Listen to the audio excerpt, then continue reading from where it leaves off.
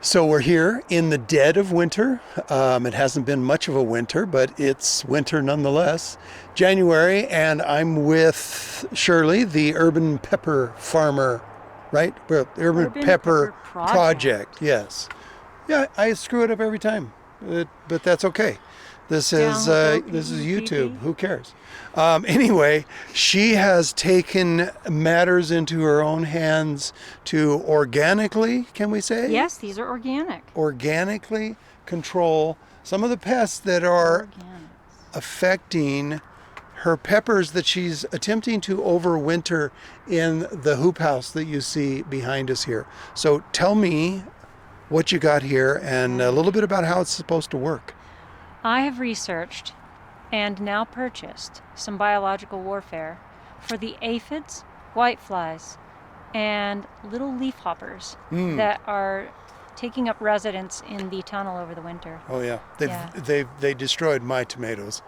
So I know what you're talking. Yeah, the aphids were on this tree here, and they made their way into the tunnel as it got closed up. So they've taken refuge in the warmth. They are loving it in there. Okay. So I contacted. The company should remain anonymous. Oh, I don't care. ARBICO Organics. ARBICO? Or ARBICO, and I don't think they raised this biological warfare item on their own in this case, but they work with insect growers that do. Okay. So these are two kinds of wasps, and these wasps' sole food that I know of is aphids. Okay, so it's a parasitic wasp. Yes, and they create what are called aphid mummies. I'm not sure if you can focus in on these pictures, but these are two kinds of aphids, the Colmani and the Aphidius urvi and Aphidius colmani. And these attack two different sizes of aphids.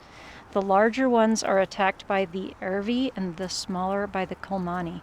And they are really minute wasps that lay their eggs inside an unwitting aphid. And the aphid continues with its life while this wasp grows inside of it.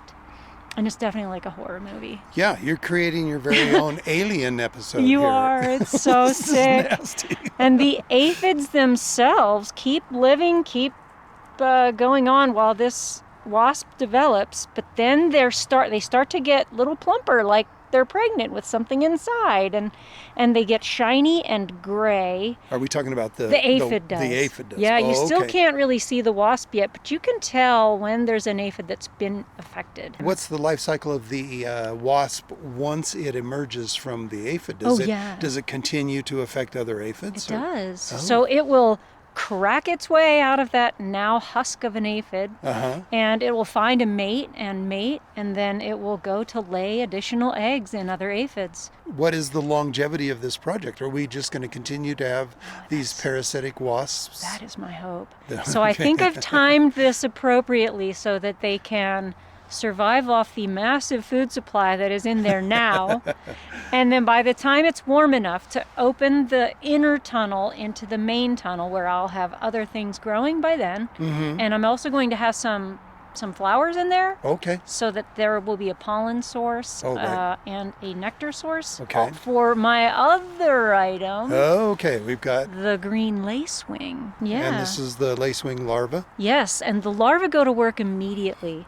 So these larvae can eat something like 20 aphids in their little lives. Their other name is like aphid lion or something. Okay. And they're creepy. They look creepy. Like you'd see it and you'd be like wanting it to go away. But actually they have like big pinchers in the front, and they crawl around and they eat aphids, just chomp them down. It sounds like a lot like ladybug larvae. Yeah, yeah.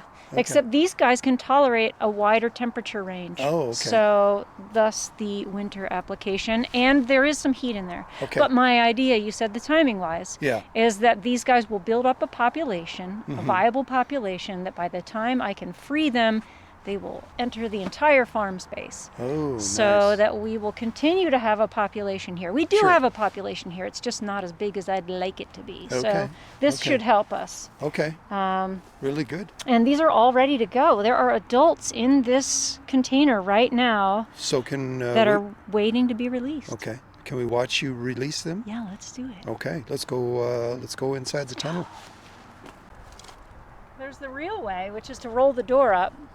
And then there's the winter way, which is to sneak in the crack. Sneak in so we don't let any cold in. Yes. Oh my gosh. Look at these aphids right now. That's aphids. All of the Those are black that we see flyers. along the base of the door here are aphids. These are the flyers. Oh my gosh. Yep, I can That see them. means that the population is so high that they're trying to expand their reach. I'm going to roll this plastic door up, but I am heating this space with Christmas lights, the incandescent C11 Christmas lights. It creates just enough heat, between 40 and 50 degrees. Sometimes colder at night, it goes down to around 30, but it does keep these peppers going. I mean, they'd prefer to be 60 degrees, and on the sunny days, it gets pretty toasty in here. Oh, You yeah. go up to 85 even in the winter. Oh yeah, we've Probably had warmer. plenty of warm days in December. Yeah, so- we have, which really helped that aphid population to expand. This is what I call my pepper triple tunnel, because we're in a high tunnel, Okay. and then inside I've got a modified carport, 3 of them in a row, provided by Wasatch Community Gardens, and we're doing a trade, so this is a great thing for me to have this resource.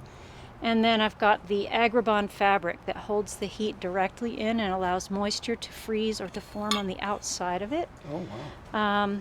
But it holds the heat inside, and I've got fans for ventilation. It's not enough ventilation, but it's what I've got right now. And I'm a little embarrassed to show this because of the situation that we're in, but I am perennializing these peppers. So if they will make it through this winter, they will start off next year ahead of the game. Right. And this is my super hot bed. This is my habanero and death spiral bed. And these are some sweet peppers over here that I could take them or leave them. They grow a lot faster and more easily, so if they don't make it, that's okay. And I've got 2 rows of lights on each of these beds, 1 on that. And the idea now is that I will take these adult wasps and I will walk slowly down under the fabric here, and I'm going to let the adults fly out. So I'm Okay. going to do it slowly because this is an investment. Mm-hmm. And I've got 500 in this one and 250 in this one. But So- who's counting? Oh, 1, 2. But I'm going to try to spread it out so that some get everywhere. Okay. And after they are dispersed, I'm going to do the green lacewing larvae. And these guys are mixed in with rice hulls, and I have not actually spotted them yet, but So you're it gonna might be the little white things. I'm not sure yet. Are you distributing them amongst both rows? I'm going to take these in all 3 rows, Oh, and okay. I'm going to put some in the parsley, which is outside, Okay. and the uncovered chard that I have down here on the other side of the sweet peppers. Okay. I'm hoping that these guys create a population here, but these will need some nectar and pollen.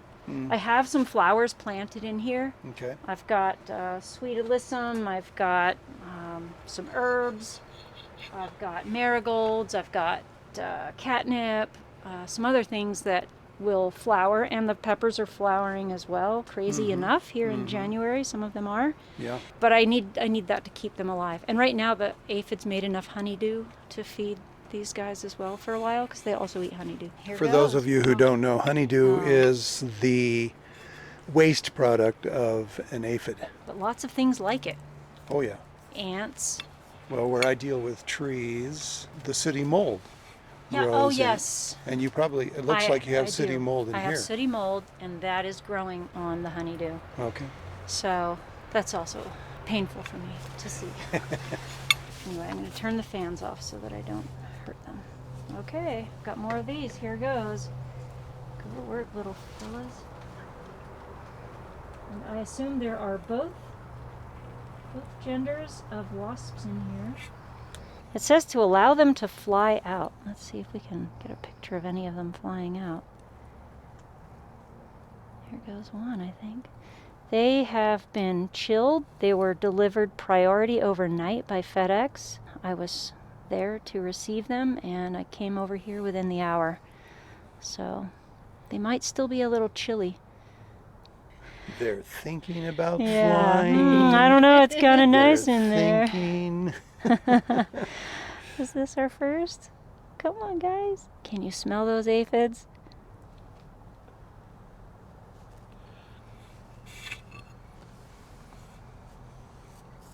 Well, I can see some aphids flying. Yes, I can too. Oh my gosh.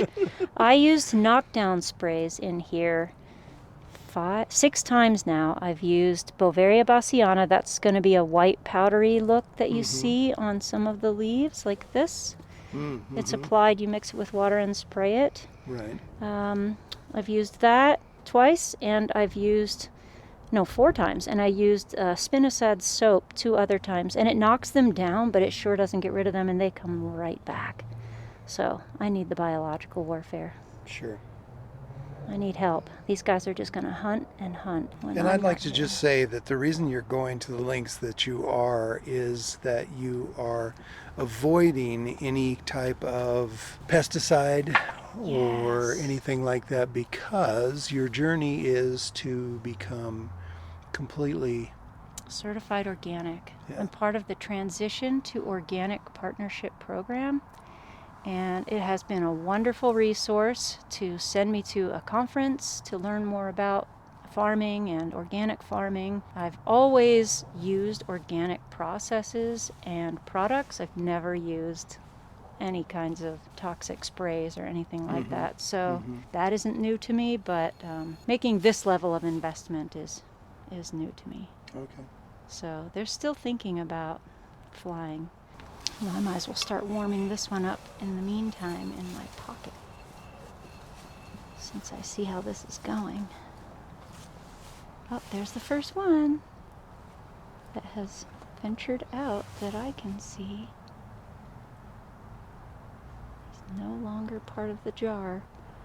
I'm ready to start tapping, but it says to allow them to fly out. Okay, that one has flown. I did just reread it, and it says hold it horizontally, so maybe that would help. Yeah, it does say after all of the adults have flown, once adults have flown out, replace lid and let bottle sit for 2 to 4 days with remaining unhatched mummies, because there are still some aphid mummies in here. And then follow these release steps again after more adults have emerged. And if any mummies are left unhatched, place the bottles without tops near the infested areas to allow for continuous hatching, and to use them within 18 hours of receipt. So I got right over here.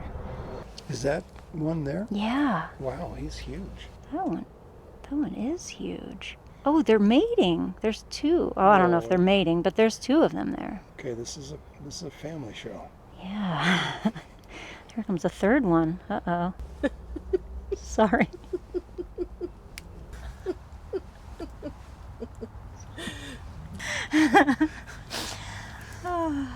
Well, this is taking a long time. So we'll be doing part 2 to see how the efficacy of what you've done here has been.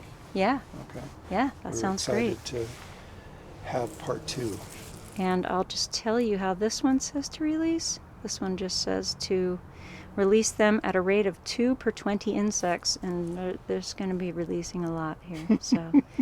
I like how they figure you counted the insects. Remove lid and slightly sprinkle. This will go faster, I think. All right. Yeah. Thank you. All right, that's it, good people, for the Urban Pepper Project's little experiment in pest control as they continue to work through the wintertime here in the hoop houses.